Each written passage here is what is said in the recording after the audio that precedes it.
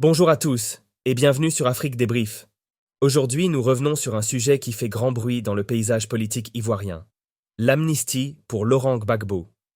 Alors que le débat divise, Simone Gbagbo, son ex-épouse, ancienne première dame et candidate à la prochaine présidentielle, prend publiquement position pour défendre son ex-mari.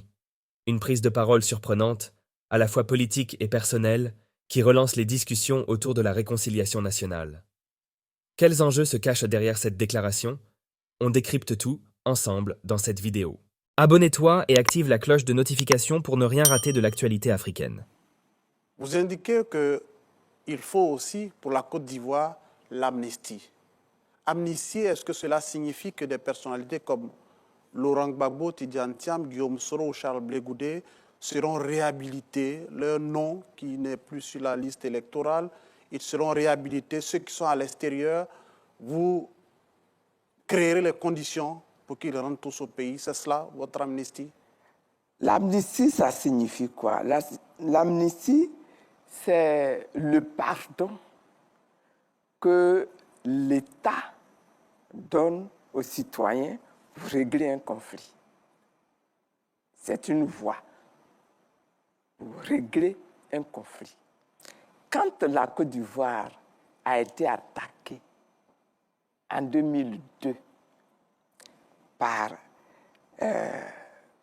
des personnes, des groupes, des individus, il a fallu tenter de régler le conflit et discuter avec les uns, ce qu'on appelait les assaillants, et puis les autres, qui sont des Ivoiriens qui ont été agressés.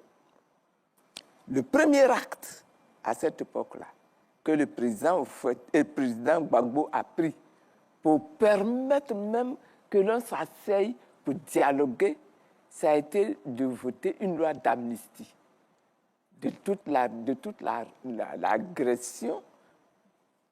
de l'État ivoirien par la rébellion. L'amnistie, c'est la façon, comment je pourrais dire, politique de régler ces conflits-là. Par-dessus le marché, dans le cas de M. Gbagbo, il a été traduit devant les tribunaux de la CPI. Il a été jugé. Il a été acquitté. Ici, le gouvernement lui a intenté un autre procès concernant les fonds de la BCEAO. Et il a été jugé par les tribunaux, condamné à 20 ans. Et puis, on lui a enlevé également ses droits civiques. Mais ce procès-là, du président Gbagbo, c'est un procès unique. C'est un procès inacceptable. Mais le procès a été conduit, il a été condamné, et depuis, je dis que la seule solution aujourd'hui, puisque le tribunal, il a jugé, la seule solution aujourd'hui pour régler ce problème-là, c'est une loi d'amnistie que le chef de l'État doit faire voter. Sinon, quand on regarde même le contenu du procès, qu'est-ce qu'on reproche à M. Gbagbo pour le condamner à 20 ans? D'avoir été prendre l'argent de la BCEAO. Il n'est pas le seul, il y a d'autres...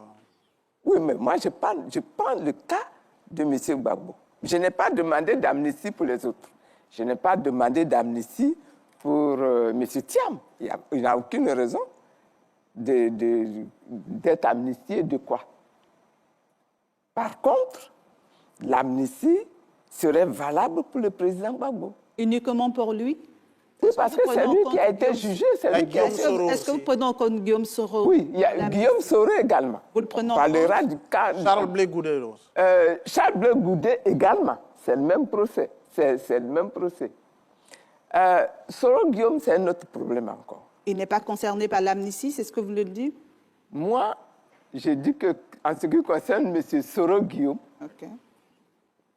il y a un autre problème qui le concerne. M. Soro Guillaume a conduit la rébellion dans le pays. Il a conduit la rébellion dans le pays. En tout cas, il a déclaré qu'il était le chef de la rébellion. Vous n'oubliez rien, madame. Comment? Vous n'oubliez rien. Simone Gbagbo, sur ce point, j'ai du mal à vous suivre. Qu'est-ce que j'oublie? Qu'est-ce que j'oublie? Je ne vous oublie rien. Qu'est-ce que j'oublie? Conduire la rébellion, pour nous, c'est du passé, je pense. Ah oui, c'est du passé aujourd'hui. Oui, c'est ça. Oui. Evelyne? Sur ce point, j'ai du mal à vous suivre. Allons-y. Vous parlez de réconciliation, vous parlez de pardon. En même temps, vous présentez l'amnistie comme étant sélective.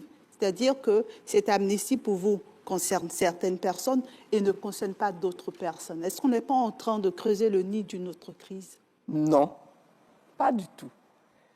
Je parle du dossier de M. Laurent Gbagbo.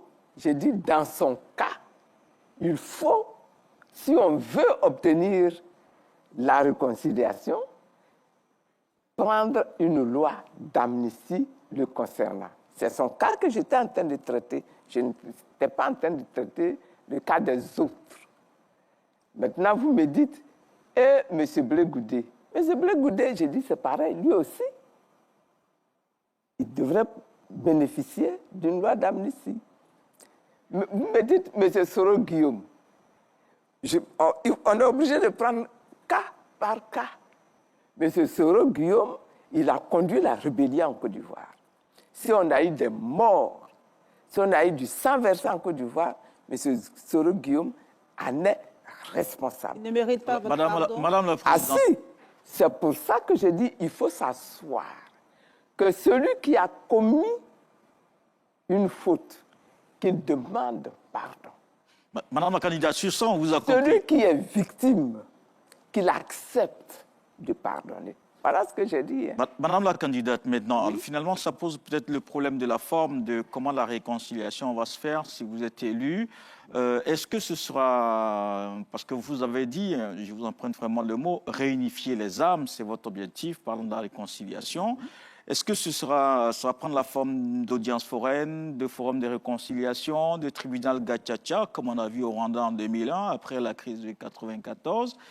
Qu'est-ce que ça va prendre comme forme pour arriver à cette réconciliation, cette réunification des âmes? Je pense qu'il faudra passer par plusieurs processus.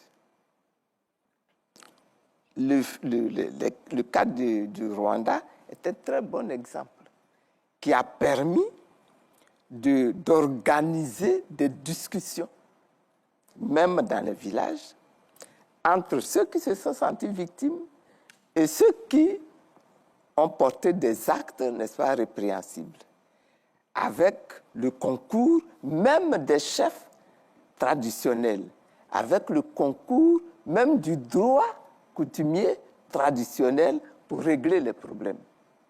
Je pense qu'ici, il sera intéressant de mener des discussions avec les différentes ethnies que constitue la Côte d'Ivoire, pour qu'ensemble, on passe un pacte de non-agression définitive entre les différents peuples que constituent.